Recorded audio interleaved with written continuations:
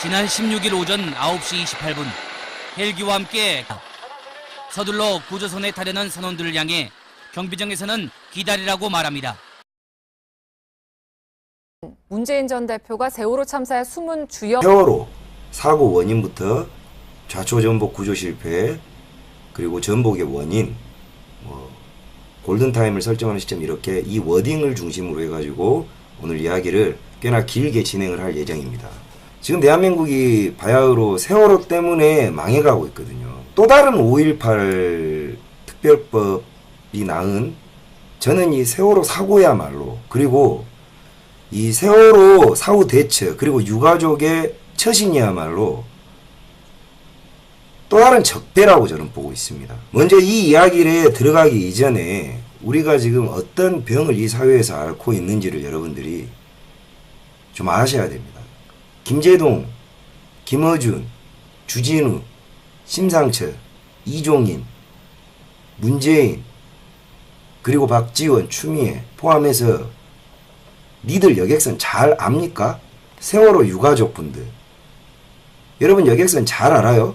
아니 뭐 사고 나고 난 이후에 여객선들을 엄청 잘 알더라고요. 반평생을 뱃밥만 먹고 배를 위해 살고 배를 위해서 공부를 해왔고 그 여객선을 개조하고 운항하고 했던 이런 사람들은 도대체 뭐가 됩니까? 그런 자격도 없는 비전문가들의 이야기가 마치 진리 있냐? 인터넷에 떠도는 이런 것들이야말로 명백히 가짜 뉴스죠. 이 방송을 민주당이 200 몇십 건을 국민들을 상대로 해서 정당 정치인이라는 인간들이 가짜 뉴스 TF팀을 구성해서 고소 고발을 했다고 합니다. 역사 이래 이런 정당은 없었습니다. 비판이 없는 정치인과 정당인들이 어떻게 국민을 위해서 일을 할 수 있겠습니까? 전문가가 전문가 대접을 못 받는 이 세상에서 대한민국에서 여객선을 가장 잘 아는 전문가를 상대로 법정에서 무엇이 가짜인지를 다투게 될 겁니다. 여러분들에게 이 사고의 실체가 무엇인가? 이 사고가 이 사회에 무엇을 지금 병들게 하고 있는가? 무엇을 놓치고 있는가에 대해서 제가 조목조목 가르쳐 드리겠습니다. 이 세월호 사고, 결론부터 말하면 교통사고입니다. 하루에도 몇십 명, 많게는 몇백 명이 그리고 세월호 사고 이후에도 어선이 뒤집혀서 사람은 죽어왔고 건물이 무너져서 사람은 죽어왔으며 자동차 사고는 자고 일어나면 일어납니다. 그래서 자고 일어나면 우리가 모르는 사이에 죽어나가고 있어요. 세월호가 이 사고보다 많이 특별한 사고인가? 절대 그렇지 않습니다. 많은 꽃같은 학생들이 죽었고 그 학생들이 구조가 될 수 있었음에도 안타깝게 죽었기 때문에 그토록 오랜 시간 동안 모든 대한민국 국민들이 한 부모와 같은 마음으로 유가족을 포함 꽃처럼 자라진 그 아이들을 위로했던 겁니다. 거기서 멈췄어야죠. 어떤 정치인이 들어올 틈이 있었고 이 300명의 아이들과 일반인들의 소중한 목숨을 가지고 누가 이것을 정당 정쟁화 시켰는지를 여러분들이 알아야 합니다. 우리를 속이는 자가 누군지를 명백히 알고 진실은 지금 현재 세상이 이성과 감성이 대립하고 있는 세상에 여러분들은 살고 있습니다. 착한 척 한다고 해서 이 세상이 좋아지지를 않아요. 잔인해야 할 때도 있고 냉정해야 할 때도 있습니다. 안타깝지만 국익을 위해서 앞으로 나아가야 할 때가 가끔은 있는 겁니다. 우리가 지난 10수년 시간에 걸쳐서 정치 양아치들이 여러분에게 무분별한 착함을 강요해 왔습니다. 여러분들은 분별력 없이 착하면 좋은 것이라고 믿어왔고 착한 게 옳다고 오해하고 계셨어요. 착하다고 해서 옳은 것이 아니에요. 진실하고 맞아야 때론 아프고 뼈아파야 그럼에도 불구하고 옳음은 옳은 것입니다. 당신들이야말로 정말 이기적인 인간들임을 스스로가 증명하는 것입니다. 여러분들 이제 세월호 사고는 너무 많이 아세요. 너무 많이 알고 있기 때문에 뭐 제가 구태여 이걸 가지고 뭐 몇 시에 뭐 몇 분에 무슨 일이 일어났다 이거 의미 없죠. 일단은 세월호 사고 키워드는 사고의 원인이 무엇인가에 대해서 이야기를 풀어놔야 됩니다. 이 불법 개조라는 키워드입니다. 도입 전 세월호입니다. 나미노우에 이게 2013년에 도입을 해서 2014년 초에 개조를 완료해가지고 이제 도입을 했습니다. 여러분들이 아셔야 될 것이 이 바로 불법 개조라는 키워드입니다. 그 불법 개조라는 키워드가 이 배를 이렇게 개조를 했다는 거예요. 이 배를 이렇게 만들기 위해서 법적으로 반드시 승인받는 국가기관, 한국성급이겠죠. 한국성급의 권고사항을 그리고 도면 승인을 무시해야 이 불법이라는 것이 성립되는 겁니다. 여러분. 일단 여기서부터 출발을 해야 되죠. 이 한국성급에서 발행한 여객선 세월호 관련한 2014년 5월 검사 보고서입니다. 이건 오해입니다. 보시면 여객실 증설 및 선수램프 제거에 따른 보건성 평가, 제조 후 등록 검사, 최대 승선 인원, 여객선 증설, 이 모든 차량 적재수와 평형수는 보시면 이런 도면을 통해서 이 도면을 제가 참여를 했다는 겁니다. 자, 이런 도면 개조를 뚝딱뚝딱 용접을 하기 전에 이런 도면 검토를 통해서 한국성급에서 시뮬레이션을 통해 가지고 많은 인원이 도면을 봅니다. 오리지널 도면이고 이 이후에 이렇게 될 것이다. 가도면을 내고 가승인을 내고 현장에 내서 완료 도면까지 굉장히 오랜 시간이 걸리죠. 직접 승인했고 아무 문제 없습니다. 즉 여기서 팩트체크, 세월호는 불법 개조가 맞는가? 세월호는 적법한 절차에 의해서 개조가 완료된 합법적으로 개조된 배다. 불법 개조라는 말은 어디에서 만들어졌냐? 기자들이 만들어낸 겁니다. 여러분들은 기레기 천하에서 지금 살고 있는 거예요. 말 그대로 입법, 사법, 행정 아무 필요 없습니다. 고소도 기자가 하고 판결도 기자가 합니다. 심판도 기자가 합니다. 모든 것들은 기자에 의해서 시작되고 기자에 의해서 끝납니다. 기자가 불법이라 하니 이게 불법이 돼버린 겁니다. 그렇지만 그 기자가 여객선을 잘 아냐? 아니, 배를 잘 아냐? 노도 안 저어본 놈들이 태반입니다. 배를 몰라요. 배를 모르는데 사고가 났대. 사고가 났으니 기사는 써야 하는데 개조를 했대. 얘들 머릿속에는 그냥 단순히 이겁니다.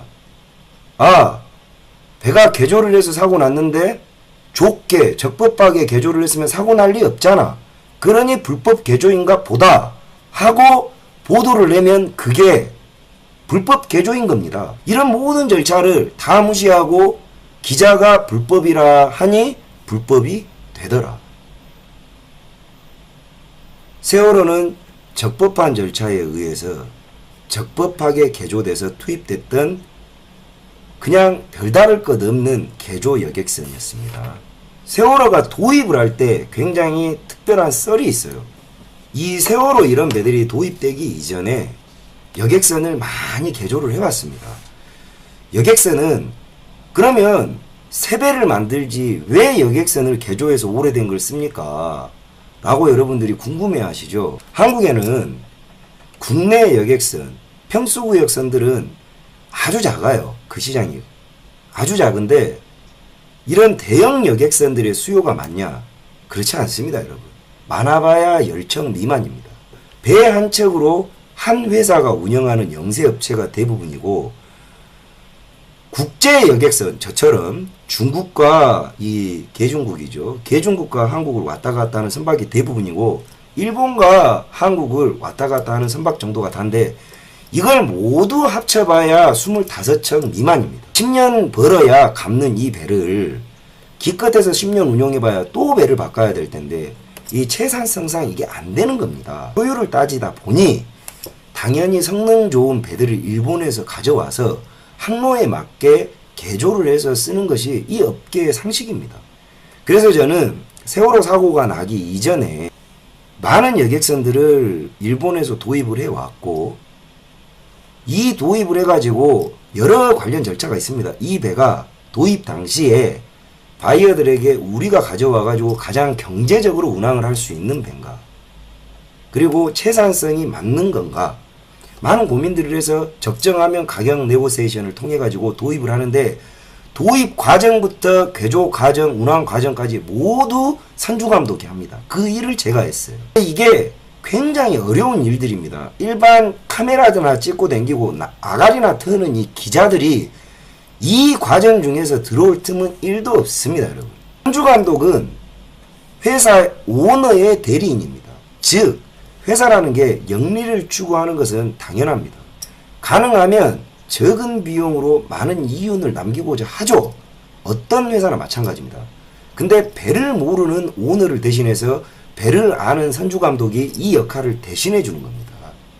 그렇기 때문에 이 선주감독은 법이 허용하는 범위 내에서 어떻게 하면 가장 경제적으로 선박을 개조하고 운항할 수 있는가가 이 숙명이죠, 숙명. 존재의 이유입니다. 자, 이 세월호가 도입 과정 중에 저와 연관되어 있던 썰이 굉장히 많습니다. 이게 세월호를 개조를 했던 조선소가 이제는 다 말할 수 있습니다. 목포 소재의 원당 조선소랍니다. CC 조선소, 플로팅 도크인데 제가 해년마다 제가 담당하던 여객선을 그 도크에서 매 2월 달에 수리를 했습니다. 약 한 20일간 수리를 매번 하는데 그 도크 우리 배가 빠지면 세월호가 도입되기 이전에 시스터십인 오하마나오가 항상 거길 도크 입거를 했었어요. 그러니 선주감독 사무실에 제 사무실과 그 구속된 세월호 담당 감독이 맞은편 방에서 매년 만났습니다. 그래서 저한테 도면 검토를 의뢰를 했고 제가 도와줬던 겁니다. 그러니 세월호가 도입되기 이전에도 저한테 많은 의뢰를 했어요. 이런 배를 도입을 할 건데 어떻게 생각하느냐 했는데 이 배를 아까 보여드렸던 바로 이 배입니다. 이 상태의 배를 이제 의뢰를 한 거죠. 이 배를 도입을 한다고 했는데 이게 지금 보시면 이제 톤에지가 6,500톤인데 화물이 3,981톤인데 뭐 정원 뭐 이래요. 근데 이거를 국내에 도입해서 이 사람들이 말하는 이런 식으로 개조를 하면 도저히 제가 생각을 했을 때는 이거는 실제로 있었던 일입니다. 경험이죠. 제가 생각을 했을 때는 이게 절대 선주감독 입장에서는 채산성이 안 나와요.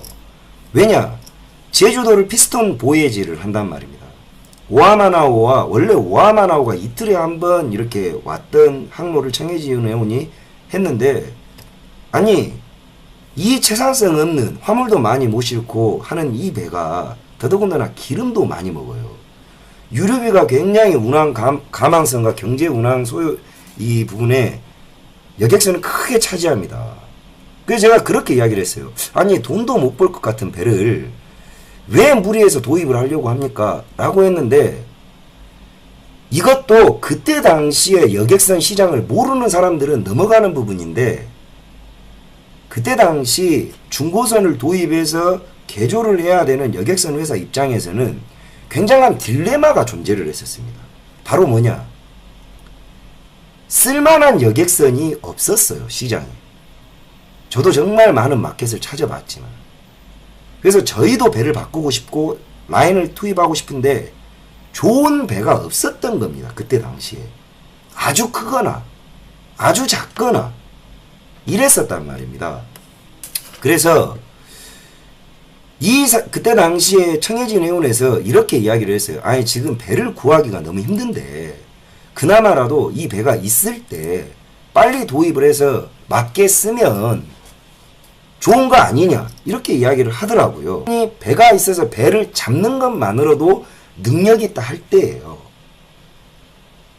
그러니 이 사람들이 말하는 것에 대해서 제가 크게 딴지를 못 걸겠더라고요. 근데 이제 제가 이렇게 물어봤었습니다.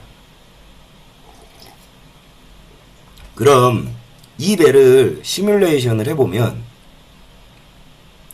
결국 짐을 1,000톤 미만 정도로 실어야 된다는 건데 채산성이 나오겠습니까? 라고 했더니 그 담당 감독이 저한테 했던 말이 있어요. 여러분, 중요합니다. 나중에 나오겠지만 세월호뿐만 아니라 모든 여객선들은 세월호처럼 운항합니다. 지금도 하고 있어요.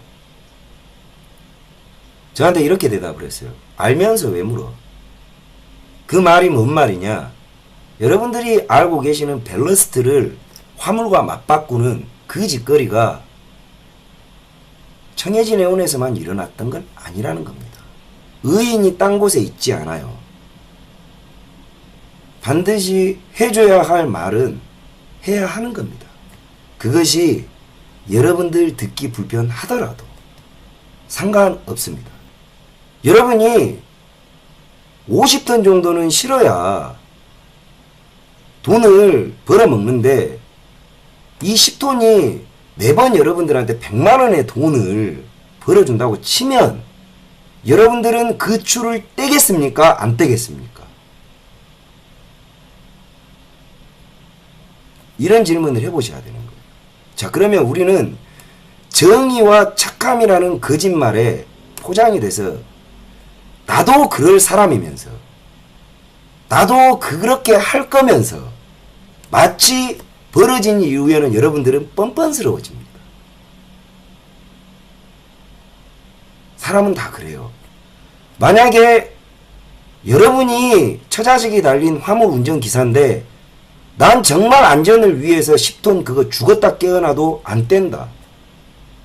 매번 돈 100만 원을 벌 수 있는데 그렇다면 정말 여러분은 대단하신 분이에요. 전 뗄 것 같아요. 돈 벌어야 돼서. 좀 솔직해집시다. 이렇게 해야 이 지긋지긋한 사고로부터 여러분들이 깨어나는 겁니다. 사고가 과적이 주요 원인의 하나인데 그렇다면 이 청해진 해운이라는 회사는 대관절 어떤 회사냐? 여러분 청해진 해운 잘 압니까? 여러분은 청해진 해운을 잘 몰라요.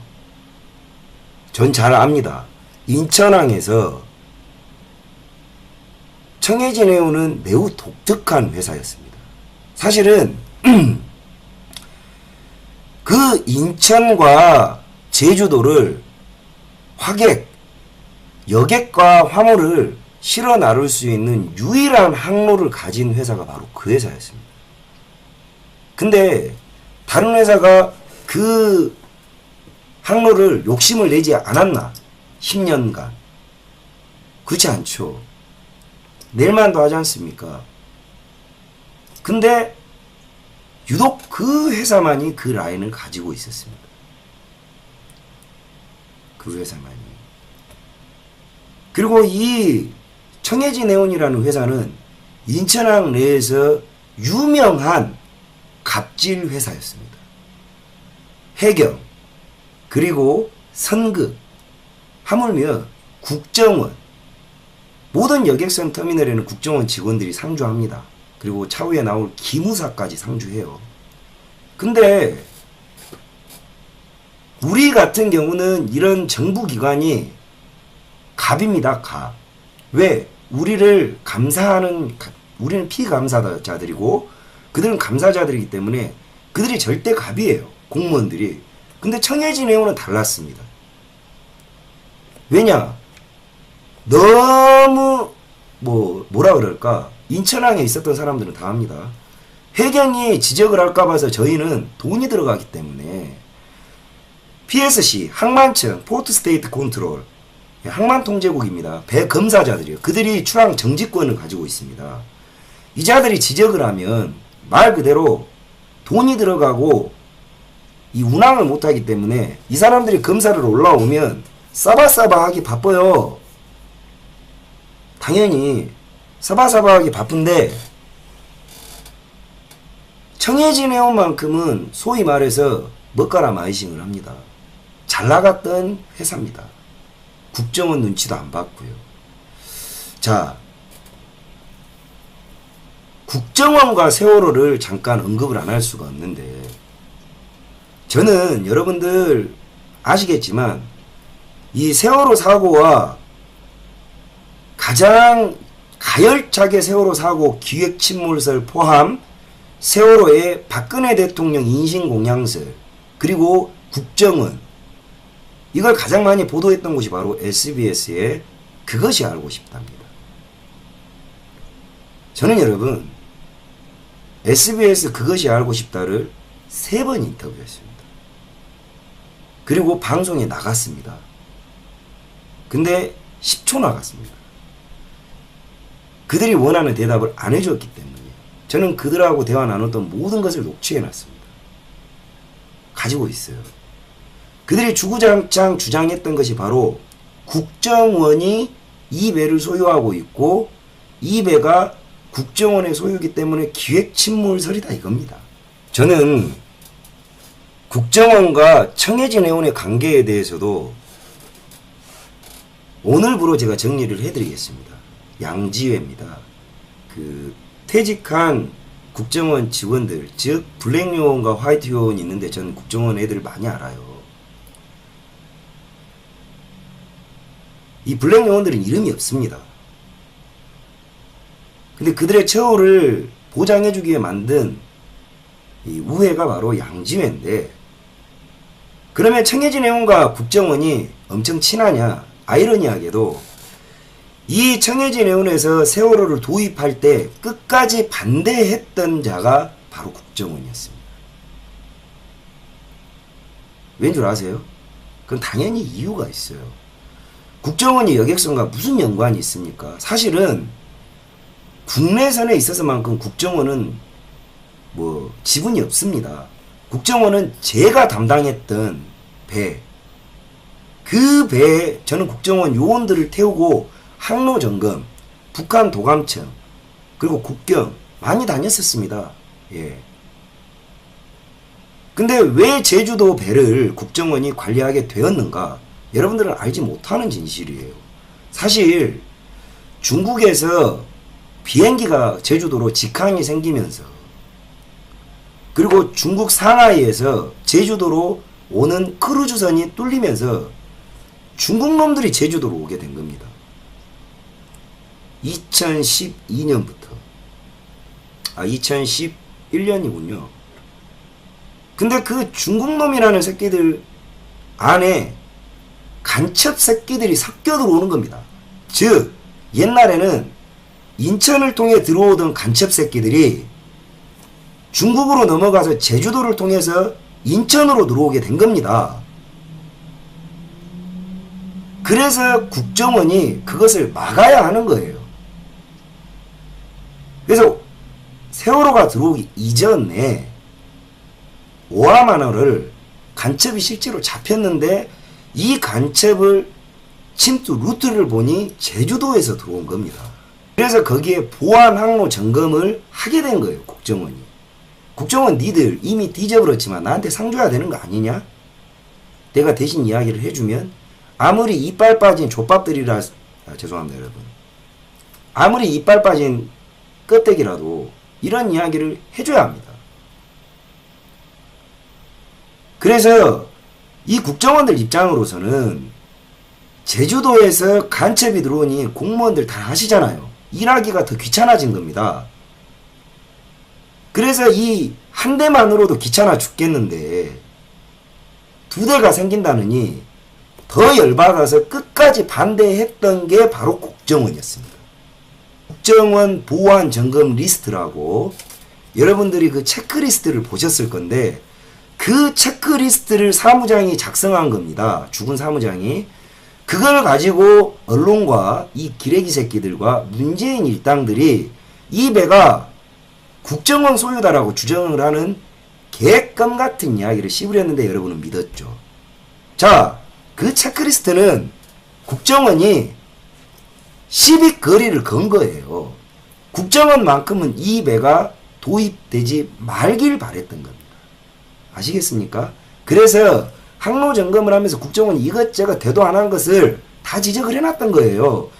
그 중에 하나가 육상에서 이 배를 램프를 바라보는 CCTV가 설치가 되어 있지 않으니 이 배 도입하지 마는데 배를 지적을 하면 선주가 이거를 처리해버리면 되는데 부두를 지적을 해버리니까 이 부두는 항만공사 소유란 말이에요. 그러니 항만공사에서 배째라 해버리니 세월호 사주인 청해진 해운이 난감했던 겁니다. 자기 돈을 준다 해도 이 항만청이 그리고 항만공사가 그거 안 해요. 그러니 다투다가 오히려 국정원 때문에 예정된 취항일로부터 2달이 늦게 취항됐던 배가 바로 세월호입니다. 세월호가 일어나게 된 일련의 과정의 팩트예요. 넌 이제까지 뭐 했냐? 내 깜빵 갔다 왔습니다. 여러분들 덕택에. 진작 말을 하지. 여러분이 언제 들어줬어요? 이제 유튜브라도 좀 하고 유명해지니까 여러분이 5,000명이나 봐주지 않았습니까? 야, 그래도 어디 국회에다가 보내봤습니다, 여러분. 안 들어주더라고요. 그리고 회사를 잘렸습니다. 이게 제가 오늘의 이 방송을 하기까지 걸린 시간이 4년입니다. 자, 이제 사고의 원인으로 들어가겠습니다. 바로 이제 좌초인데, 제가 이 항로 궤적 있죠? 이거를 안 보여드릴 수가 없습니다. 제가 예전에 그 뉴스타운에서 여러분들한테 많이 보여드렸어요. 이걸 가지고 이제 뭐 자로니, 지로니, 조루니 하는 새끼들이 이야기를 하는데, 자, 이게 세월호 항로 궤적입니다. 이 부분입니다. 여기에서부터 뭔가 잘못된 것 같아요. 쭉 왔더니 동력 상실되었고, 자, 문제는 이 부분에서 뭔가 전원이 상실됐어요. 29초겠죠. 자, 이 부분이 주목하셔야 될 부분입니다. 천천히 따라오세요. 이 부분에 이제 전원이 상실되었어요. 딱 봐도 그렇죠. 29초간 신호가 없다는 건 전기가 끊겼다는 이야기 아니겠어요. 그죠? 갑자기 전기가 살자마자, 복구가 되자마자 배가 변침을 시작을 합니다. 잘 들으세요. 전원이 복구되었어요. 29초 후에 30초겠죠. 근데 그때부터 멀쩡히 온전히 오던 배가 그때부터 변침을 시작을 하네요. 그러더니 보통 항로 궤적을 이렇게 원만하게, 자, 이 마우스 따라오세요. 이렇게 턴서클 되고, 이 헤드라고 합니다. 헤딩이라고 하는데, 이 헤딩은 반드시 변침하는 쪽으로 이렇게 말아서 나사식으로 턴을 할 겁니다. 근데 자, 특이점이 보이죠? 이게 바로 배 선미 부분인데, 선미가 날라갔네? 이건 비전문가가 보여도 보이죠? 자, 여기에서 배가 날라버렸어요. 자, 이거를 좀 더 좋은 그림으로 제가 보여드릴게요. 저 항로를 정리해 놓은 게 바로 이겁니다. 자, 속도 17노트입니다. 엄청 빠른 거예요. 자, 나왔죠? 8시 48분에 정전으로 전원이 꺼졌대요. 그리고 약 한 30초간 비상 배터리로 전원을 복구했답니다. 30초간 전원을 상실했어요. 전원을 상실하고 나서도 15노트로 배는 가고 있었습니다. 그랬더니 8시 49분에 여기에는 안 나오지만 아까 항적상 배가 튄 겁니다. 그리고 여기서부터는 동력을 상실했어요. 바로. 이건 급회전이 아닙니다. 여러분. 자, 이제 이야기는 이렇게 해야죠. 제일 중요한 건 무엇 때문에 전원이 상실되었냐. 이게 이 세월호 사건의 가장 큰 키워드입니다. 배는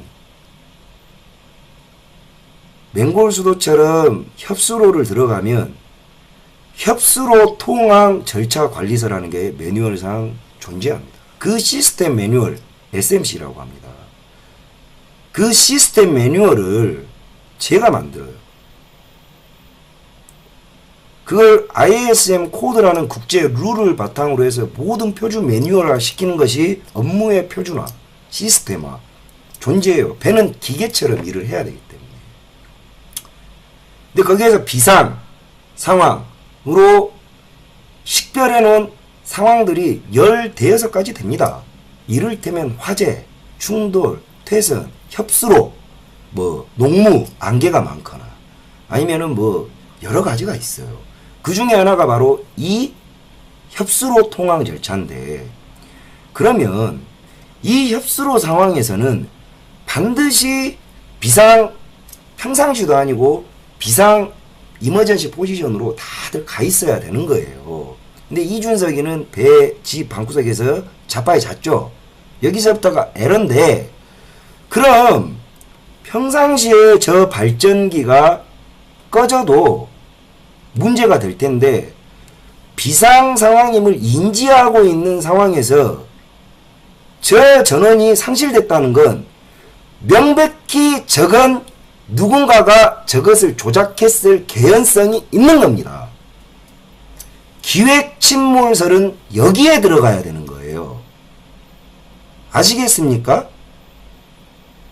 누군가가 저 전원을 그때 당시에 당직 사령이, 당직 사관이 사망사라는 새파란 여자아이인데, 이 아이는 비상대응 어떤 요령이 전혀 없는 애입니다. 자, 사망사 당직 시간에 조류 역조가 빠른, 그리고 대처 능력이 현저히 떨어지는 그 시간에 누군가가 발전기를 껐다. 그럼 당연히 사망사는 당황할 것이고 이 배는 사고가 난다. 이게 성립이 되는 겁니다. 좋습니다. 그러면 저 발전기를 전원이 상실했다는 건, 블랙아웃은 배에서 발전기가 꺼져야 합니다. 이준석은 방에서 잤어요. 자, 그럼 명백히 VTS 항적상, 그 다음에 VDR 로그상 전원이 상실되어 30초간 상실됐다는 건 명백한 팩트입니다. 그럼 이 전원을 누가 껐냐는 거죠. 그럼 이 전원을 끌 수 있는 사람이 누구냐죠. 당연히 그 시간에는 기관실 당직자가 있습니다. 3등 기관사, 오일러, 기관장이겠죠. 자, 이들에게 발전기가 꺼졌냐, 껐냐, 이 두 가지를 물어야 합니다. 근데 저는 당연스럽게도 기관실에서 이 발전기를 절대 끄지 않았습니다. 왜냐하면 발전기를 끄면 기관장이 제일 먼저 의심을 받는데 그런 짓을 할 리 없죠. 그럼 기관장이 아닌 누군가가 이 발전기를 끌 수 있는 상황을 만들어야 한다면, 자, 발전기가 꺼지는 조건은 정해져 있습니다. 이거죠. 여러분이 달리기를 한 100m를 한 20초에 끊는 속도로 달렸어. 근데 갑자기 여러분 몸에다가 100kg짜리 아령을 툭 던져봐요. 여러분이 달리기를 할 수 있습니까? 그 앞에 주저앉아 버립니다. 이것을 오버로드라고 합니다. 즉, 발전기라는 것은 부하를, 모멘텀을 두면서 점진적으로 차는데 그 렌즈가 있어요. 근데 급격한 서킷 오버로드가 걸리면 브레이크, 그러니까 ACB, 에어 서킷 브레이크라는 게 동력, 발전기가 발생시키는 전기를 선내 전원으로 연결시켜주는, 여러분 이 두꺼비집 있죠, 두꺼비집 차단기 같은 게 배에서는 발전실에, 기관실 컨트롤룸에 있습니다. 이 서킷 브레이크가 떨어져 버립니다. 그럼 발전기가 꺼지는 거예요. 이 서킷 브레이크가 떨어지면 발전기가 자, 그러면 이 발전기가 감당이 불가능할 정도의 부하라면 배에서 엄청나게 많냐? 글쎄요. 저는 댕방에 이것을 압축할 수 있습니다. 뭐냐? 배에서 고부하 장치라는 건 여러분들이 켜는 형광등요. 예, 코끼리 발바닥의 개입니다. 코끼리를 자빨 때리려 그러면 코끼리를 죽일 수 있는 오한마 정도의 부하여야 하거든요. 그게 배에서 많지 않아요. 자, 윈드라스. 그 김어준이하고 신상철이가 씹으렸던 앵커 있죠. 앵커를 넣었다 뺐다 하는 그거를 캡스톤 윈드라스라고 합니다. 그 정도 장치. 자, 두 번째 보우 스러스터. 배 앞에 보면 배를 붙일 때 프로펠러가 또 달렸어요. 이걸 전기 모터로 돌리는데 이거 고부하 장치입니다. 보우 스러스터. 그 다음에 선미에 달린 똑같은 윈드라스. 그리고 크레인. 자, 이것 정도가 고부하 장치인데 운항 중엔 얘들을 사용할 일이 없습니다. 없어요. 근데 딱 하나 존재합니다. 바로 스테빌라이저입니다. 이걸 자꾸 간과하시는데 이 스테빌라이저예요. 이 스테빌라이저가 제가 설명을 드릴게요.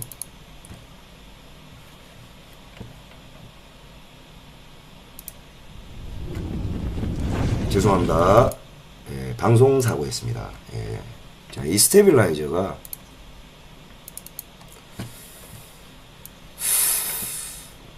이렇게 보시면 돼요.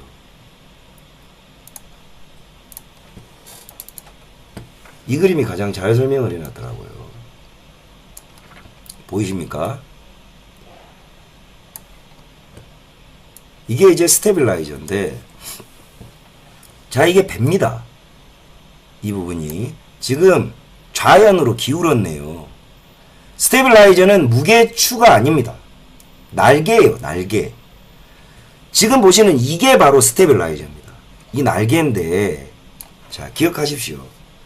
이 장치는 화물선에는 선주 옵션이기 때문에 굳이 달 이유가 없습니다.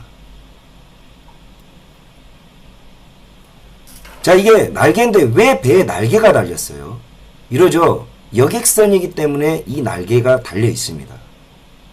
그러면 이 여객선에 달린 날개는 무슨 역할을 하나요? 여러분, 배가 화물이 입달린 게 여객선입니다. 예. 화물이 입달린 게 여객선인데, 여객선은 파도가 치면 좌우로 흔들면 배멀미를 많이 하고 말 그대로 손해가 커요.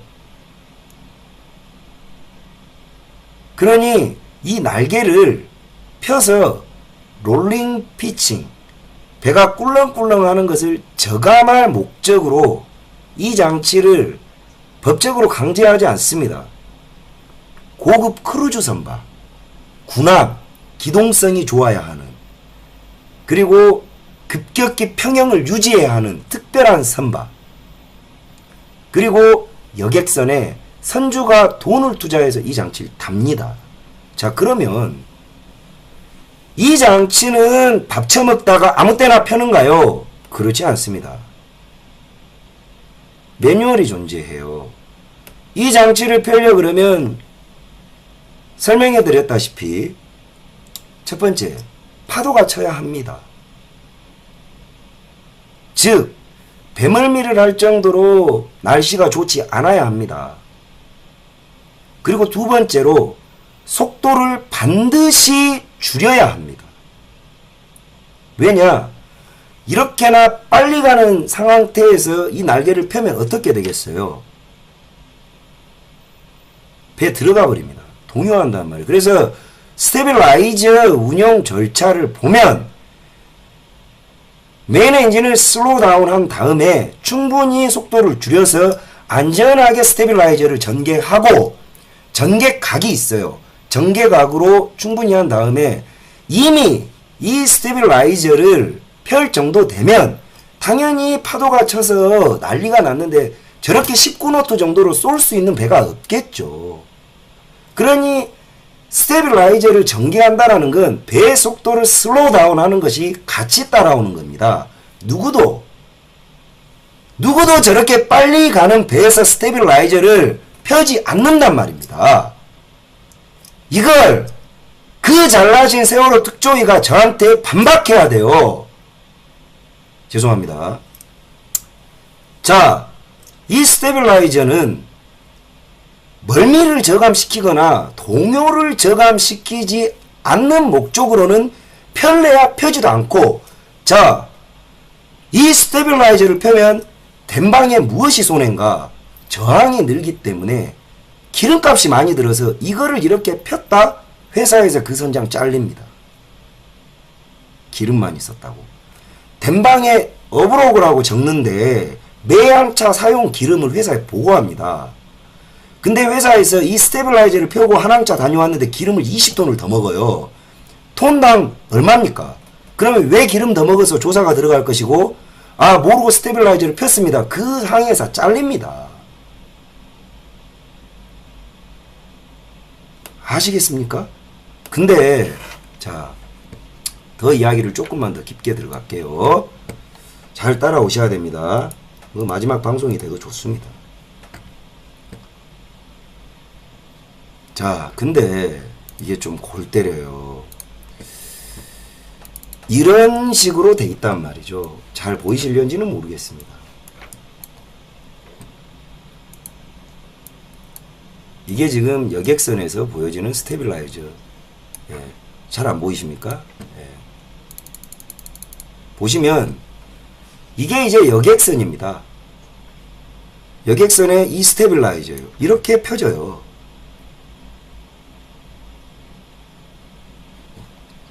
보셨죠? 다음,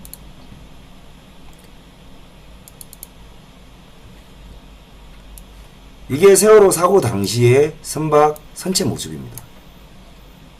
이게 뭐 같습니까?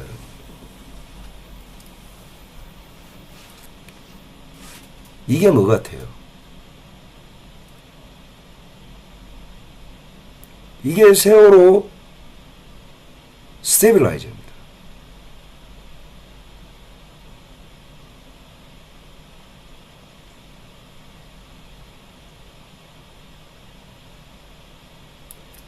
아무도 이 스테빌라이저를 궁금해하지 않습니다.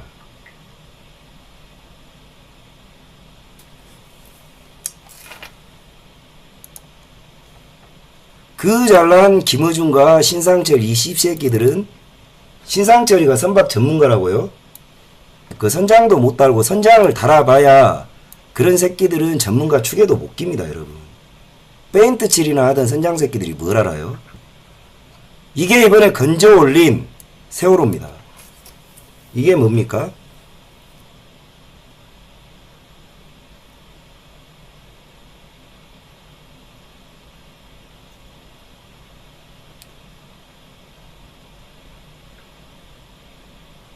아직 펴져 있는 겁니다. 자, 그럼 이야기를 되돌아가겠습니다. 여러분은 무엇에 속았냐? 이 발전기가 블랙아웃 된 건 19노트예요. 정확히는. 그리고 문제는 거기에 이걸 더해야 됩니다. 우리가 순조와 역조의 차이를 알아야 하는데, 순조는 배가 가는 방향으로 뒤에서 밀어주는 조류입니다. 역조는 앞에서 들어오는 조류예요. 이 맹골수도라는 위치는 제가 선박생활, 기관장 생활 할 때 거길 자주 다녔는데, 순조도 위험하고 역조도 위험합니다. 왜냐하면 조류가 빠르면 타가 안 먹어요. 타가. 조양이 잘 안 먹습니다. 2도 돌리면 10도 돌아가는 게 이 조류 때문이에요. 당연하겠죠.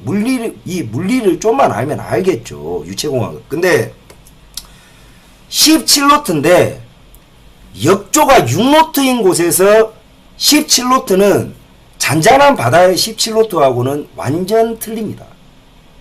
무슨 차이냐? 기존의 17노트 플러스 부하 6노트를 치고 나가는 거예요.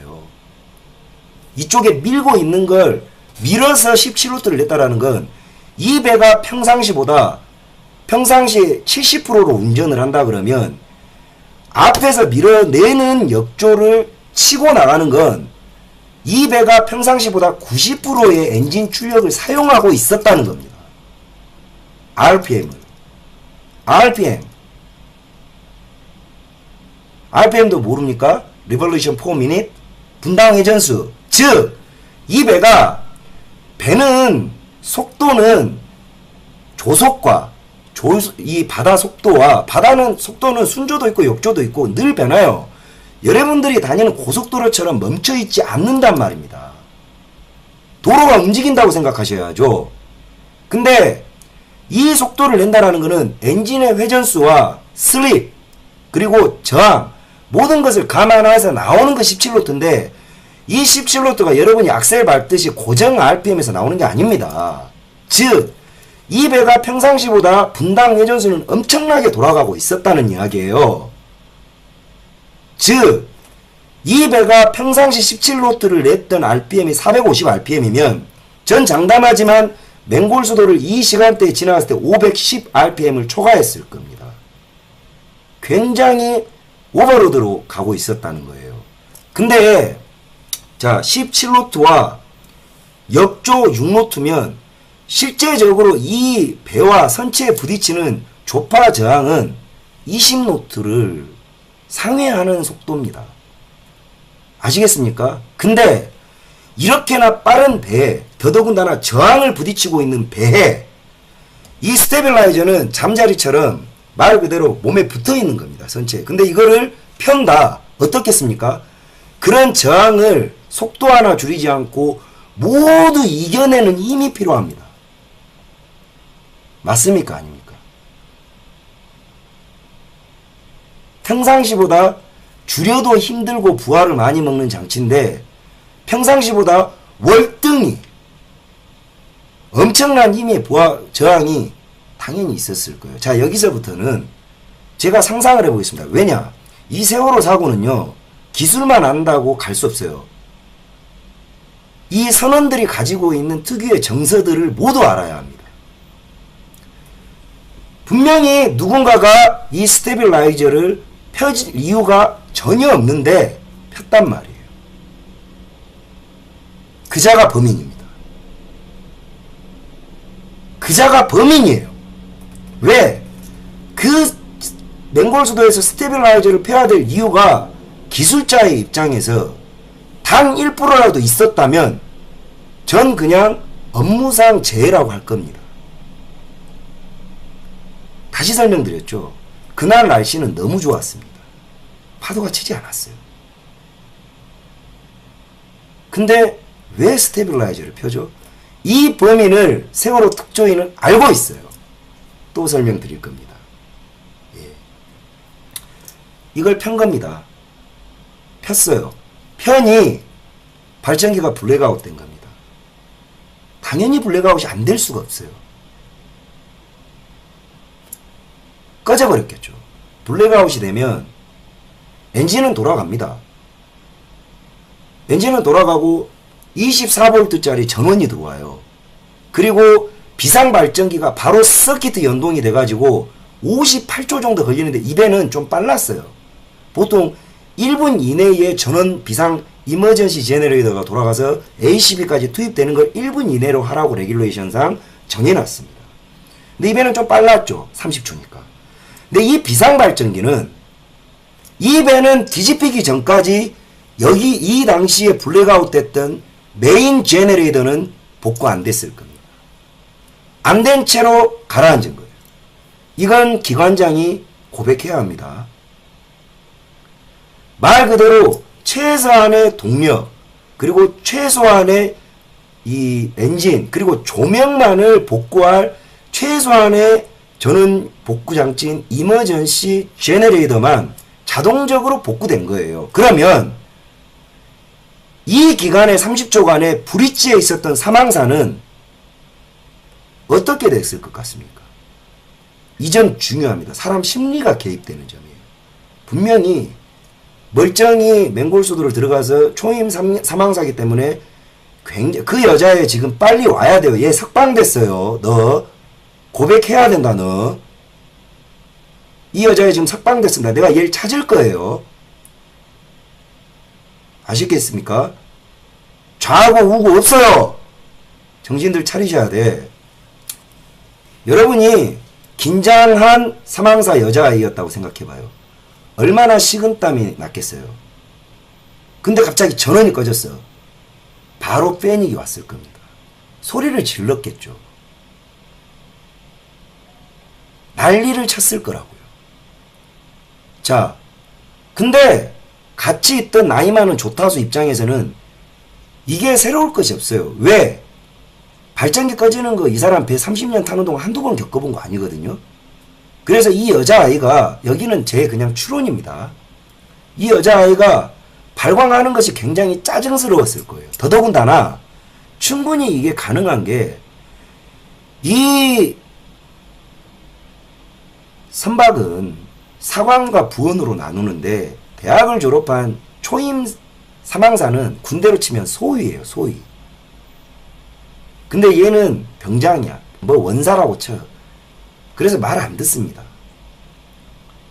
둘 사이가 분명히 좋지 않았을 거예요. 이건 내피셜입니다. 예.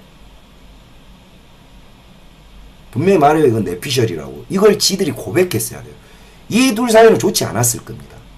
근데 블랙아웃이 되고자 여자애가 소리를 지르고 난리가 났을 거예요. 근데 조타수 입장에서는 새로울 것이 없어. 시큰둥했고 왜 지랄하는 거야? 이 정도였을 거란 말이죠. 자, 근데 스테빌라이저가 펴지면서 이게 중요해요. 얼만큼 펴지고 발전기가 꺼졌냐. 이 지점을 찾아야 합니다. 가르쳐 드릴까요? 이걸 다 놓치고 있어요.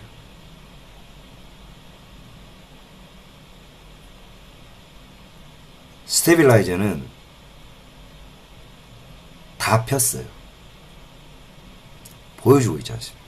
왜? 비상발전기의 전원으로는 스테빌라이저를 펼 수 없습니다. 그러면 기동하다가 펴졌다면 저 180도가 되지 않아요. 펴진 기동 한 채로 저 배는 가라앉아 있어야 됐습니다. 다 폈어요. 자, 그러면 뭐 때문에 꺼졌지? 다 폈는데 너무 이걸 잘 안다는 거예요. 명백히 기획사고입니다. 즉, 여러분은 스테빌라이저가 각도 조절이 가능합니다. 즉, 배가 진행되는 방향으로 가장 부하를 덜 먹는 각도로 스테빌라이저를 전개하고 각도를 변형시켜버렸다면 두 가지 조건을 만족시킬 수 있어요. 하나는 블랙아웃을 만들어냄과 동시에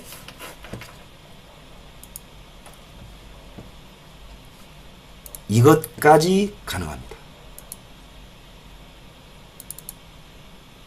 바로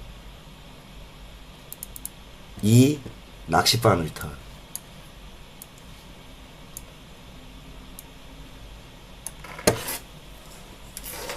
이 부분입니다. 이 부분.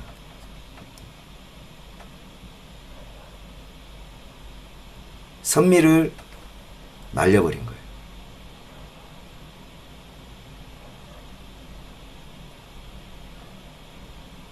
이 각도는 조타기로 도저히 만들어낼 수 없는 각도입니다. 어떻게 만들어내죠? 전국에 계시는 화물선 선장님들, 이 배가 이렇게 원만히가 아니라 이 선미가 이 각도에서 날아가 버렸습니다.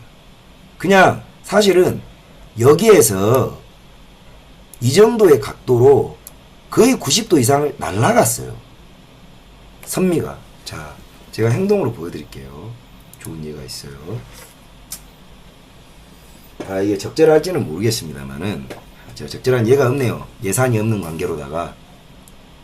이게 배라고 칩시다.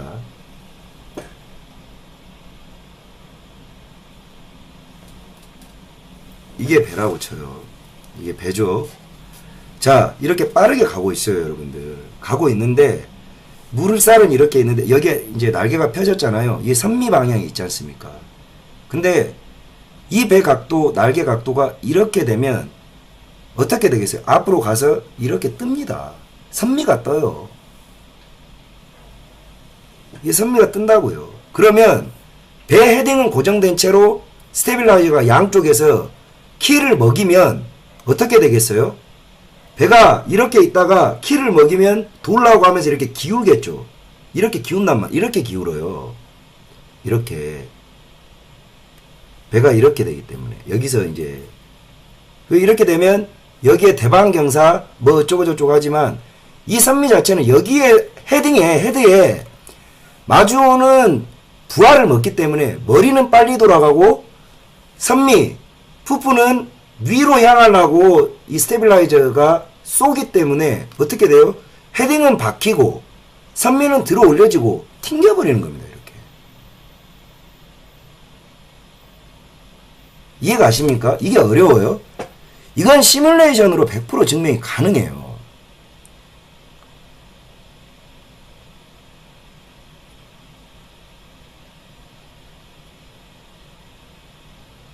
즉 자동차를 앞브레이크를 잡아놓고 후륜을 돌리는 역할하고 똑같은 겁니다.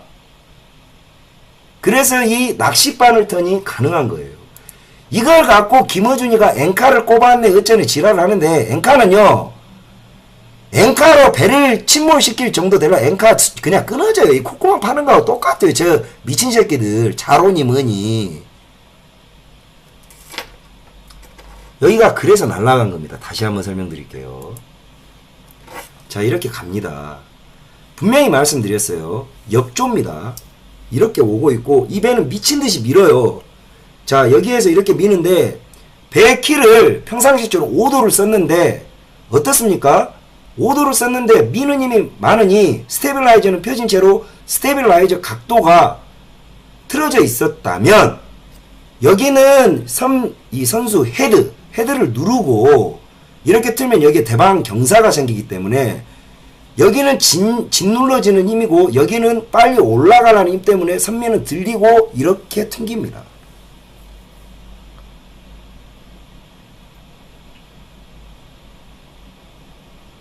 자, 이것도 이해가 안 되면 그냥 가서 문재인 팬칼러 보시고요.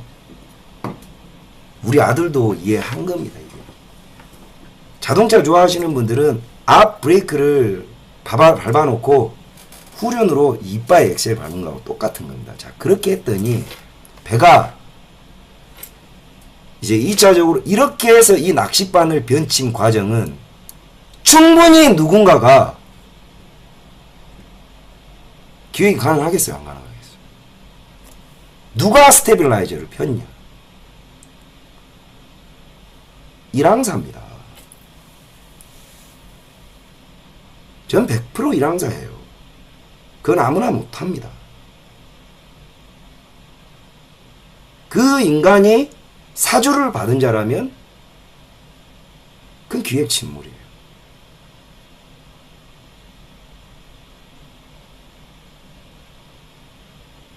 그 인간이 정말 업무상으로 이 짓을 할 이유가 1도 없어요.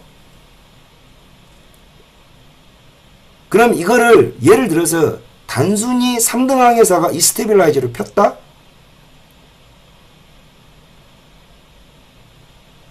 그러면 3등 항해사의 업무상 실수냐?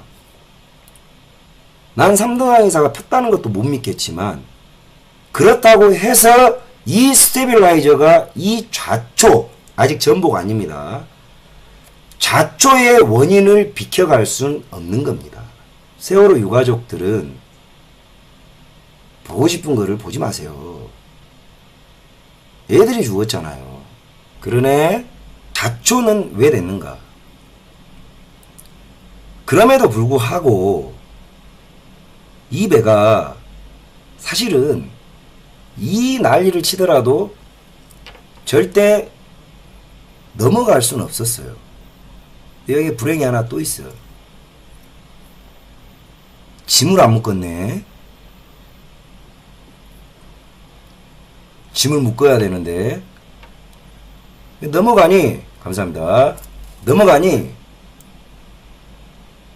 안 묶은 짐들이 쏠려서 자빠졌네.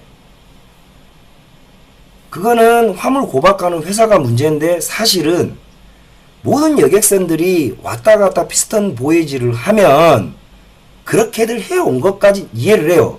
아 근데 웃기네? 뭐가 웃기냐? 이 화물 담당자도 1등항에 삽니다. 우연치고는 정말 우습지 않습니까? 자, 이런 배가 날랐는데 짐을 안 묶어서 짐이 한쪽에 쏠렸습니다. 화물 담당자는 누굽니까? 1항사입니다. 그러네. 좋습니다. 그렇게 해서 여러분들이 아시다시피 배가 이렇게 넘어갔어요. 여기까지를 좌초라고 합니다. 그러면 모든 배들이 이런 상황처럼 좌초가 되면 사람이 죽느냐? 아니죠. 그렇지 않습니다. 그냥 이 상태에서 빠르게 애들을 군안 구조해버리면 돼요. 근데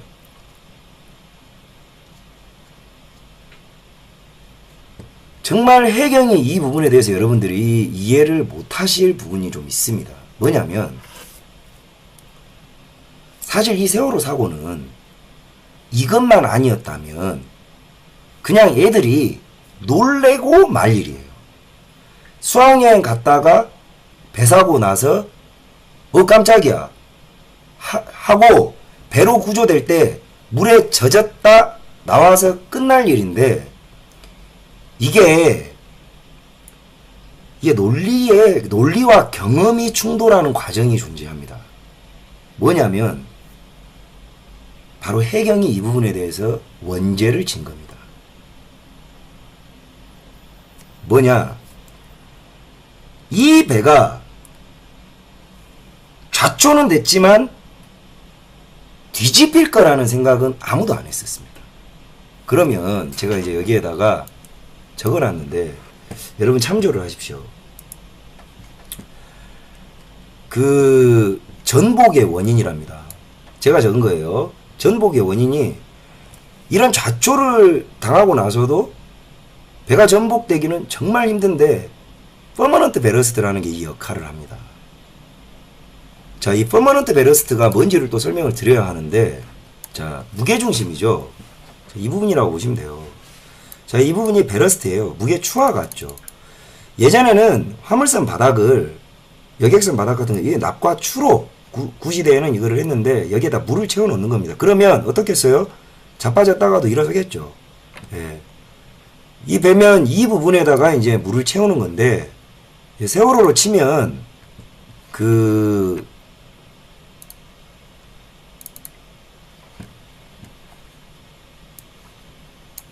이게 이제 선박입니다.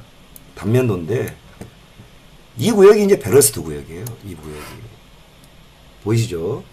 이 구역에 이제 한두 군데의 탱크를 물을 가득 채워놓고 그 물을 그냥 고정 평형수로 사용을 하는 겁니다. 여객선의 경우에는 이거는 그냥 안 푸게끔 하는 거죠. 그렇게 되면 이 배는 절대 뒤집히지 않아야 합니다. 무슨 말인지 아시겠죠? 않아야 하는데 아까 말했던 저 물을 빼고 짐을 더 실은 겁니다. 1500톤을. 아까 말했던 10톤을 과연 떼겠습니까? 안 떼겠습니까? 이 질문이 저기에 나오는 거예요. 그걸 푼 거죠. 누가? 돈 때문에. 청해진이. 자, 그러면 여기에서 구조에 딜레마가 생겨요. 즉, 여러분은 해경의 입장을 이렇게 이해해야 합니다. 그리고 그 세월호 선원들의 입장을 이렇게 이해해야 돼요. 자, 여러분이라면 이런 질문을 던져야죠. 자, 전문가가 아니고 이것을 반드시 침몰시킬 목적이 없는 자라면 그 당시에 아이들과 승객을 조류가 6노트인 차가운 4월달이면 춥습니다. 바다에 던지는 것이 구조 프로세스상 옳은가? 아니면 그냥 배에서 퇴선 명령을 대기시키는 것이 옳은가?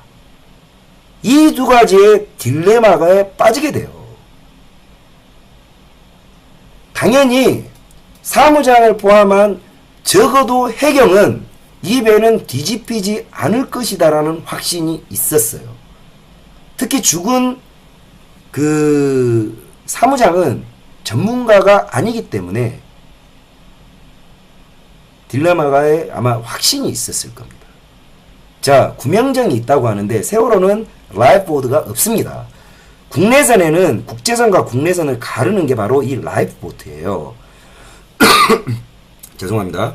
국내선은 이 라이프보트 장착이 면제됩니다. 그래서 떼버려요. 여러분들이 보신 거는 라이프 레프트라는 겁니다. 구명팽창이에요. 구명팽창, 구명뗏목입니다. 이게 무슨 뭐 페인트 칠과 정비를 안 해가지고 안 펴졌다고 하는데 그 각도에 두고도 잘 안 펴지고요. 뒤질 거 알았다면 선원들이 본인 그리고 아이들이 희생당할 것을 알았다면 여러분이 죽겠는데 그것을 적극적으로 안 펴겠습니까? 그럼 뭐만이 있으라. 이 말은 유가족들이 듣고 싶다고 해서 누군가가 그걸 명령한 게 아니에요. 바로 이 딜레마에 빠진 겁니다. 승객을 배에 두고 구조를 하는 것이 이익인가?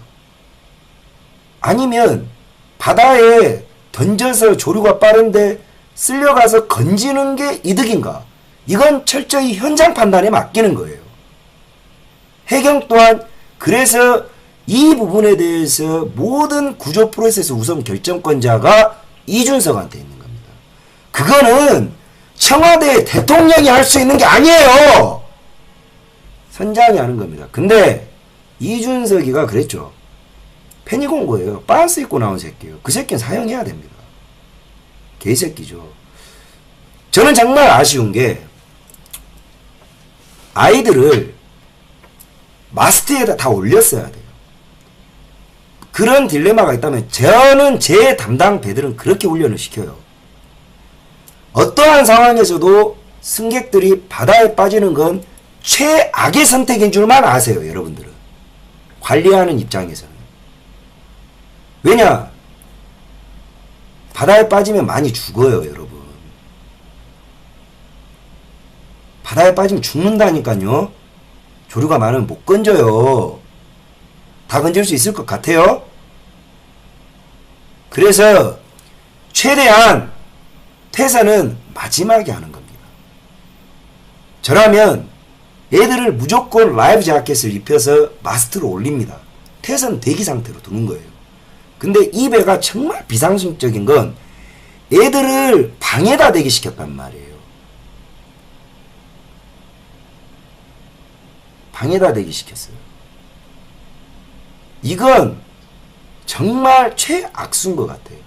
학생들이 통제에 따르지 않는 제기발랄함 때문에 걱정을 해서 배 안에 둔 건지 그게 곧 아이들을 죽인 겁니다.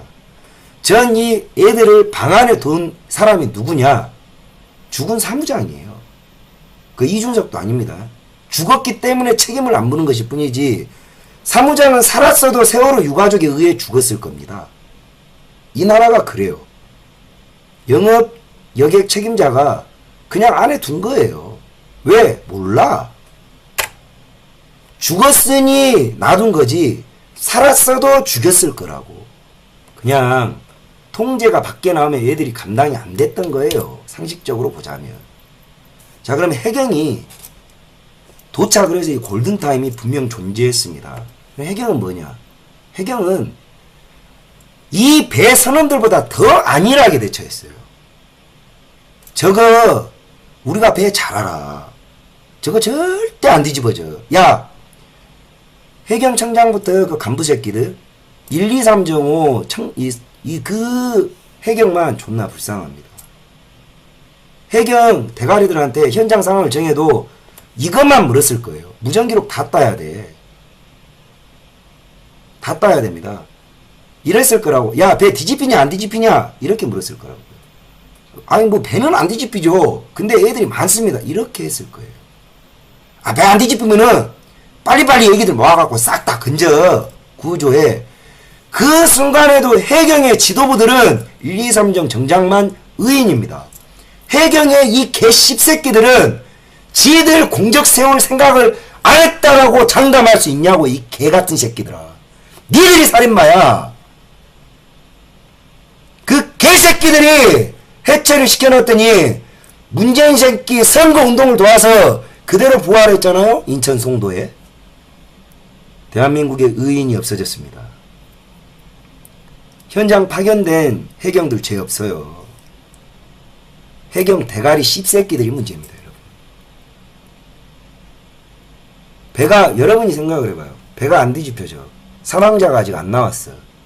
이거 구조를 해. 그래서 119 출동한다는 것도 맞고, 해군 들어온다는 것도 맞고, 민간인 들어온다는 것도 맞고, 애들이 죽을 것 같으면 그렇게 했겠어요? 세월호 유가족들은 음악 국민들하고 청와대에 따질 게 아니라 해경한테 따져야지. 그거 부활시킨 게 문재인이에요. 여러분들 논리대로 가면 당신 자식들 죽인 새끼들이 해경이잖아. 그럼 해경 왜 말 안 해? 그거 부활시킨 문재인한테는 왜 안 따져? 그 말 안 되는 거잖아요.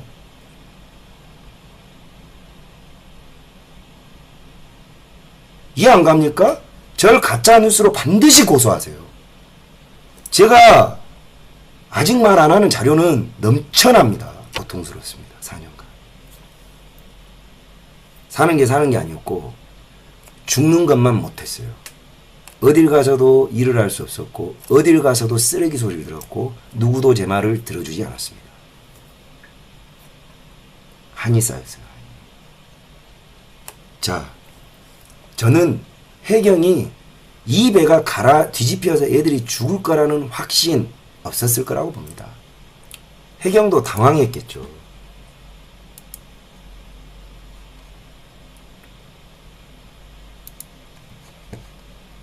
그래서 그 모습이 이렇게 지금 이 부분이 여기에 물이 차고 이제 이게 물고기의 불의 역할을 하는 저지선입니다. 이때 애들은 여기까지만 살았고요. 이 밑에 애들은 이미 죽었습니다. 사망했어요. 해경은 모르겠습니다. 과연 해경이 배가 뒤집힐 것 아는데 냅뒀다면 그건 정말 살인자 새끼들이죠. 근데 내가 아무리 해경이 미친 새끼들이라고 생각하기로서니 사람 새끼가 그럴 수 있습니까? 아니 그럴 겁니다. 아니 했던 겁니다. 자, 이제 조금 진행을 해 나가겠습니다.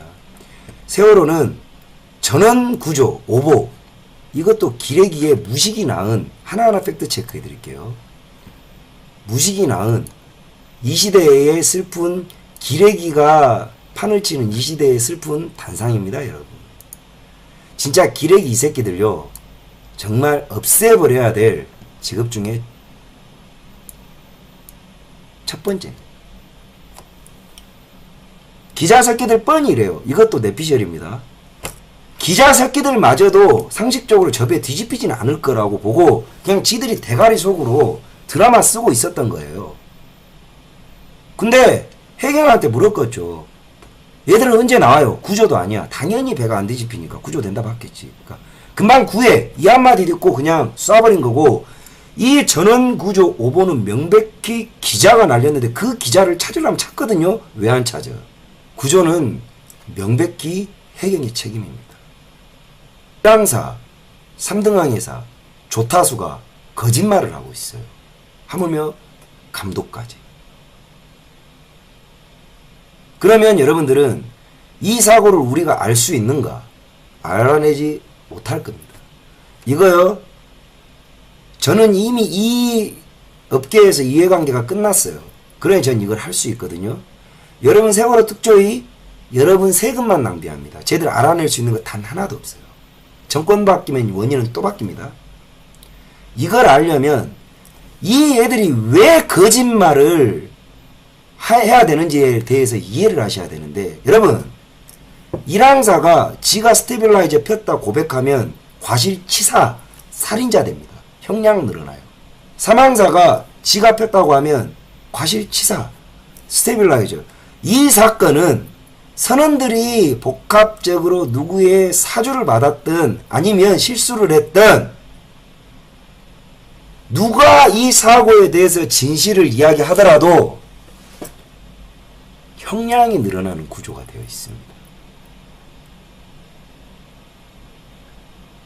그러니 이 애들한테는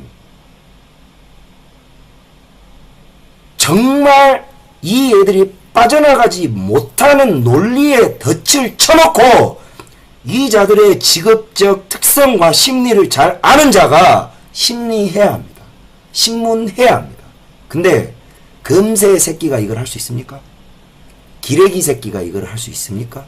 자, 사망사는 석방됐습니다. 1항사도 조만간 나와요. 이준석이만 존나 오래 살죠. 예. 세월호 유가족들은 진실을 알고 싶지 않아 하는 것 같아요. 듣고 싶고 원하는 원인이 나올 때까지 세금을 써제끼죠. 과연 하늘의 별이 된 아이들이 부모님들이 그런 행동을 하는 것을 기뻐할까요? 묻지 않을 수 없습니다.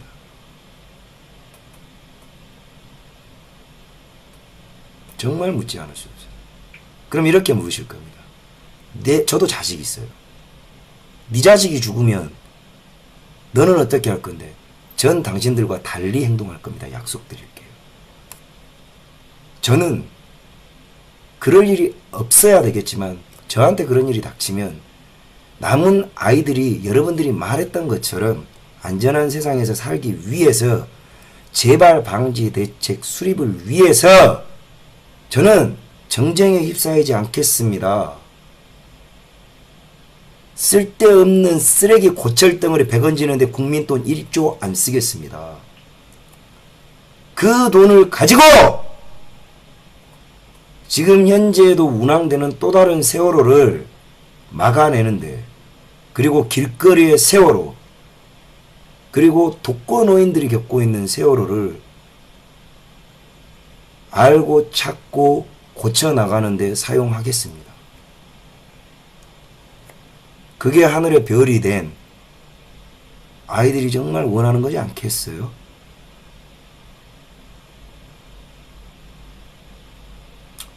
이 사고의 딜레마가 바로 여기에 있습니다. 사고는 일어났어요. 아이들이 죽었습니다. 사고를 낸 자들은 다 도망갔습니다. 첫째로 청해진 행. 유병언이가 죽었습니까? 못 믿겠습니다. 왜 그것은 음모론을 펼치지 않나요? 김어준 씨, 주진우 씨, 김유아 씨, 심상철 씨. 다이빙 벨요? 저 이종인 씨 아주 잘합니다. 알파잠수 사장이에요. 이 양반 저하고 10년 거래했습니다. 인천항 안감독 하면 잘 알아요. 그 양반 맨날 제가 담당하던 여객선에 로프 걸리면 잠수해서 그거 끊고 했던 사장입니다. 다이빙벨 유치한 장난이라는 거 이종인 씨가 더 잘합니다. 그 양반 원래 그렇게 유쾌하고 허세가 세요. 본인 말이 사실입니다. 유명해지고 싶어서 그런 거예요. 어디라고. 손석기는 혀 깨물고 자결해야 됩니다. 모든 국론 분열의 중심엔 손석기가 있었어요. 국민이 진실이 알고자 국민이 진실을 알아가는 과정을 무조건 방해하는 자, 그 자야말로 손석기죠. 자, 이제 와서 생각을 해보면 무엇이 바뀌었죠? 뭐가 바뀌었습니까? 안전한 세상 왔습니까? 여러분 원하는 세상 왔어요? 저는 그 업계를 아직도 제가 조사합니다. 하던 대로 해요. 5년 지나니 잊어지니 그 장사 또 해먹고 있습니다. 유가족 여러분들과 그토록 아이들의 죽음을 잊지 않겠다고 리멤버 4.19를 외쳤던 당신들은 또 다른 세월호가 일어난다면 이제는 누구 책임? 이번엔 문재인 책임 지으실 겁니까? 여러분들은 이 세월호 사고가 누군가의 사주를 받았다면 그 사주를 받은 자를 찾아야 합니다. 근데 사주받지 않고 일어났다면 명백히 청해진 해운에 유병헌이를 필두로 한 그 회사 사주의 책임입니다. 어른들이 일으킨 사고예요. 그러면 그 회사의 모든 책임을 물어야 합니다. 유병헌 자식 새끼들 아직도 고급 승용차 타고 다닙니다. 왜 관심 없죠? 당신들 자식을 죽인 새끼들이에요. 왜 엄한 사람한테 책임을 묻습니까? 양심은 어디 던져놨어요? 유명한 자식 새끼들을 가서 죽이기라도 해야죠. 그게 정답 아닙니까? 근데 이 사회가 정작 죽인 새끼들이 명백히 존재하는데 그 새끼들을 보지 말라고 합니다. 유가족 여러분, 국민 여러분, 이상하지 않습니까? 세월호 사고 누가 일으켰습니까? 박근혜 대통령입니까? 뭐 때문에요? 이 사고 나서 탄핵당했어요. 당신들 같으면 이런 사고 나서 정치적 부담이 날 게 뻔한 대통령이 이 사고를 일으켜야 될 이유를 단 한 가지라도 저한테 보내주세요. 검토해 보겠습니다. 사주를 했다면 아이들을 죽여서 이득을 보는 자들이어야만 합니다. 사주를 했다면 이 사고가 나서 면책을 받고 기회를 얻을 수 있는 자여야만 합니다. 이것이 어렵습니까, 여러분? 왜 속고 계십니까? 왜 역겨운 정치 양아치들에게 농락당하고 계십니까? 자, 그러면 보여드리겠습니다. 이 사고의 명백한 범인은 저는 문재인이라고 봅니다. 진범이에요. 사고를 일으킨 자는 이자가 아니라도 지금 우리가 역겨워하는 이 세월호 사고의 진범은 문재인입니다. 증거가 있습니다.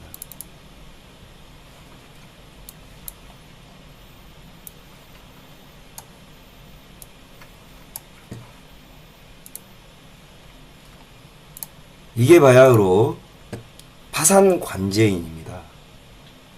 유상라, 유혁기, 유섬라는 유병헌의 승계인, 즉 유산 상속자들이고 이 파산과 관련해서 파산관제인은 문재인이었습니다. 파산관제인이라는 것은 면책의 특권도 주고 말 그대로 빚 잘 받아내라.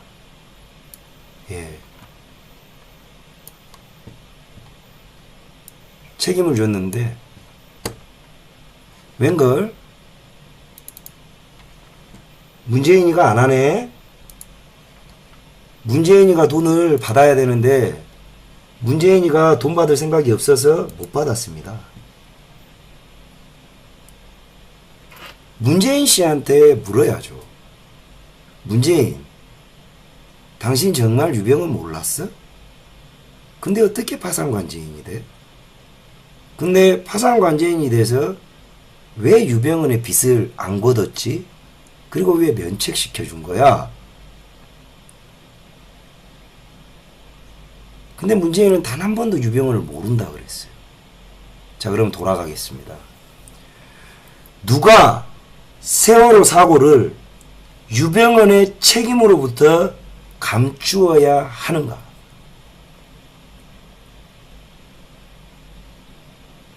누구겠어요?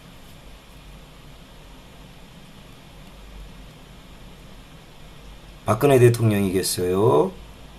문재인이겠어요? 어렵습니까? 문재인의 대통령 이전 990평짜리 양산 자택도 이전 소유주가 누구였더라?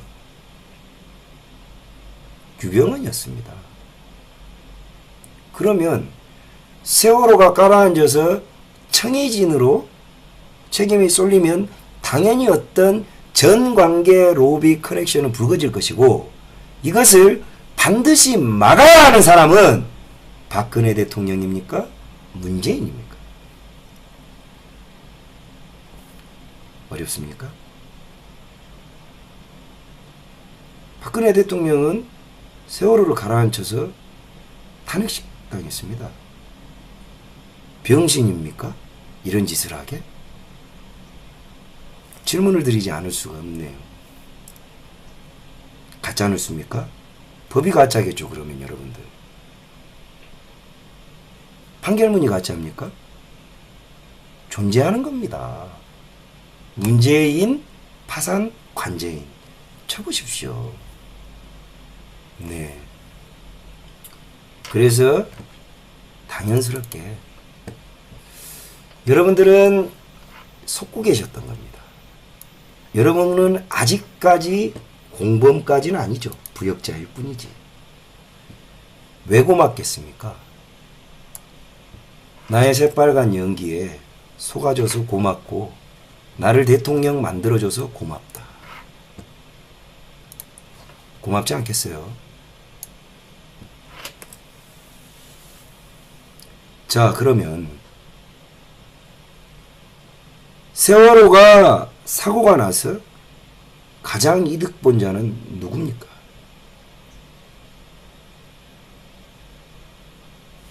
박근혜입니까? 문재인입니까? 이 고맙다는 말이 우연일까요? 아니면 정말 진심일까요? 전 진심 같습니다. 문재인이 태어나 처음으로 진심을 말한 게 바로 이거라고 생각돼요. 여러분들은 무엇에 속고 계십니까? 여러분은 무엇에 속고 계시죠? 이러면서 여러분들이 깨어있는 지성인이요, 깨어있는 어떤 착한 사람이요, 양심적이며 무슨 깨시민 같습니까? 남의 죽음에 슬퍼하는 것은 뭐 인간으로서는 당연합니다. 여러분은 이런 거짓말쟁이들의 이 땅에서 국민들을 우롱하는 데 부역하셨습니다. 여러분이 속아서 문재인과 이 거짓말쟁이들을 대통령으로 만들었습니다. 책임이 있는 겁니다. 그놈의 착한 병 때문에 나라가 씹창나버렸어요. 죄 없는 대통령은 세월호 한 척으로 탄핵됐습니다. 문재인이 300명 아이들의 죽음을 슬퍼했겠습니까? 박근혜 대통령이 300명의 아이들의 죽음을 슬퍼했겠습니까? 세월호 유가족 여러분, 아셔야죠.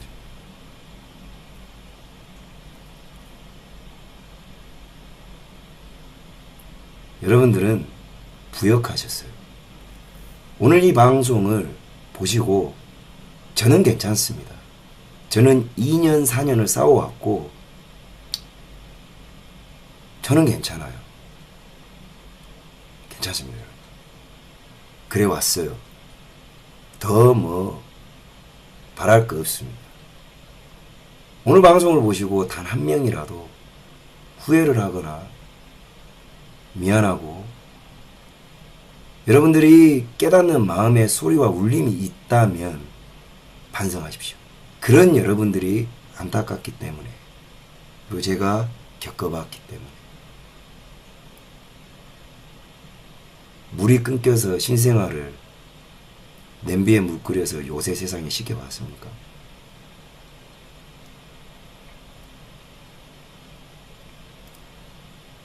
저는 어쩌다가 이 나라가 이런 정치 양아치들의 손에 이렇게 상식이 없는 세상이 됐는지 모르겠습니다. 그러면 부탁드리건대 단 한 명이라도 오늘 방송을 보고 마음의 울림이 있고 깨닫는 바가 있다면 지난 2년간 여러분들이 외면했던 그 유죄를 갚으십시오. 어떻게 갚아야 되냐? 정말 열심히 하셔야 됩니다. 이 거짓말쟁이들과 싸우는데 제가 잡혀 들어가도 또 다른 안정권이 되십시오. 제가 핍박받으라도 또 다른 안정권이 되십시오. 계속 복사를 멈추지 말아주십시오. 이런 자들이 정말 훌륭한 군인을 죽였습니다.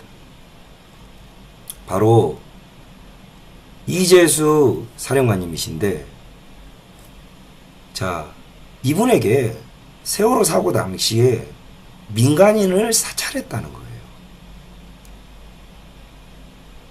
여러분, 기무사는요, 사찰이 아니라 당연히 이런 국가 재난 상태에서는 유가족이 따라 죽으면 어떻게 합니까?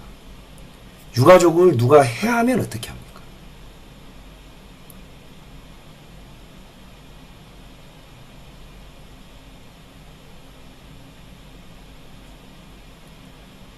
기무사는 당연히 군인으로서 명령에 충실하게, 오히려 세월호 유가족들을 보호할 목적으로 했습니다. 근데 윤석열을 포함한 문재인 일당들은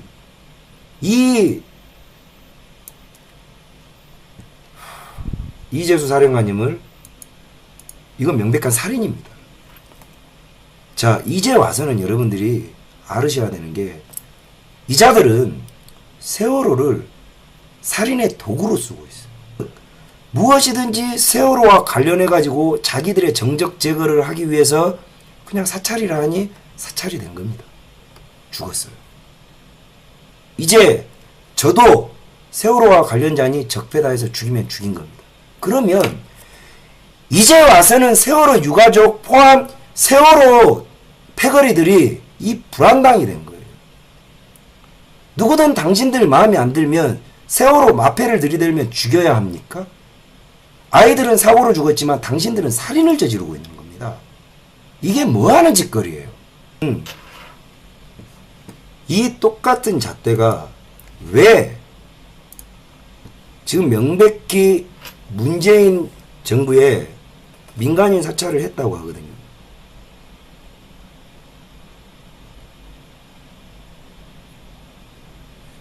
감찰과 사찰, 경계가 분명히 존재합니다.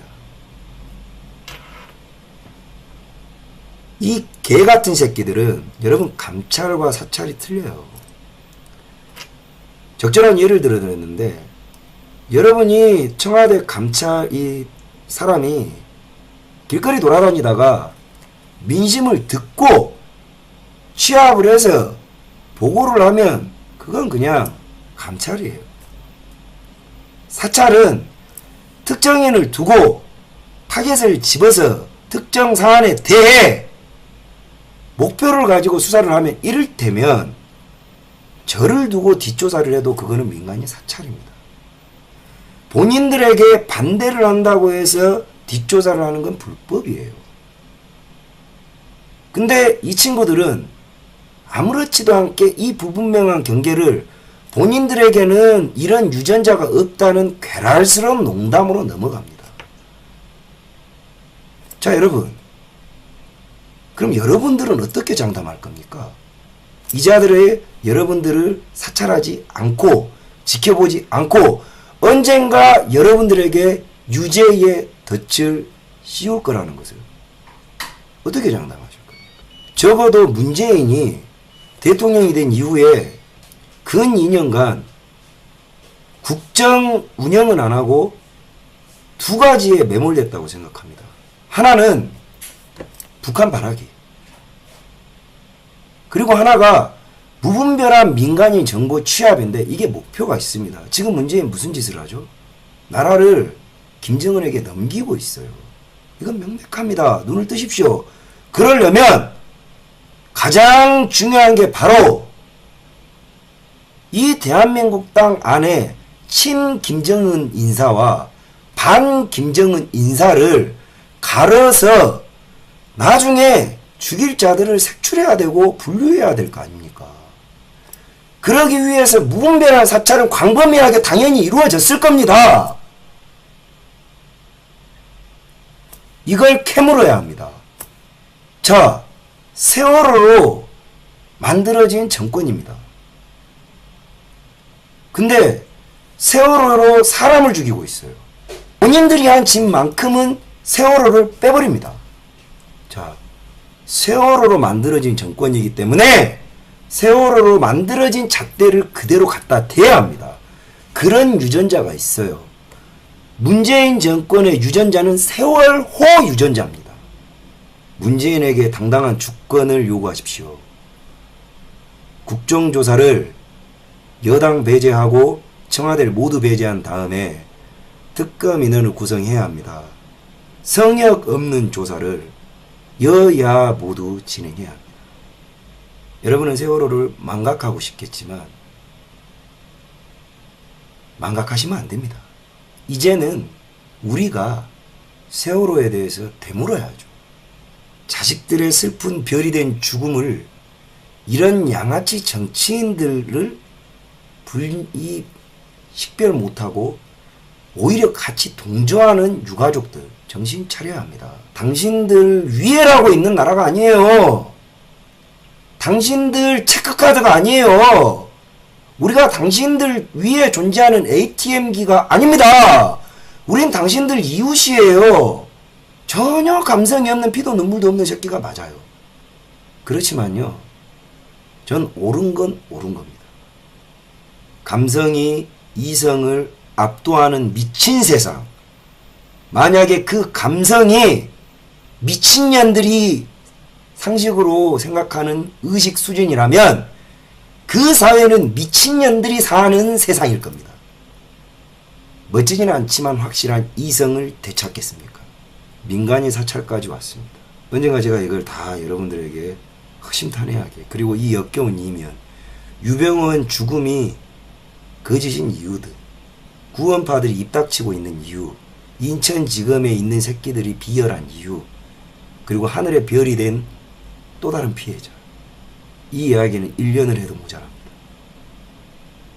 언젠간 꼭 여러분들 앞에서 이 이야기를 할 날이 오겠죠.